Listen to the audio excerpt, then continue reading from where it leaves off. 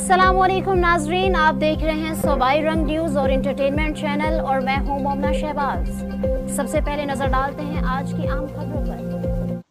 Rawalpindi new town police की फौरी कार्रवाई। होली फैमिली अस्पताल से अगवा होने वाली एक दिन की नौमौलूद बच्ची चंद घंटों में बाजियाब। खातून समेत दोनों अगवाकार गिरफ्तार। मुल्जिमान साइमा और बाबर बहाने से शीर ख्वार बच्ची को ले गए और अस्पताल से अगवा किया। वाक़े के तलाब पर सीपीओ सैयद हालिद हमदानी ने नोटिस लेते हुए मुल्जिमान की फौरी गिरफ्तारी और बच्ची की बाजियाबी का हुक्म दिया था। एसडीपीओ न्यू टाउन की सरबराही में मुल्जिमान की गिरफ्तारी के लिए टीमें तश्कील दी गईं। पुलिस टीमों ने टेक्निकल और ह्यूमन इंटेलिजेंस जराये से चंद घंटों में मुल्जिमान को ट्रेस करके गिरफ्तार कर लिया। नौमौलूद बच्ची न्यू टाउन पुलिस ने अस्पताल में फैमिली के हवाले की।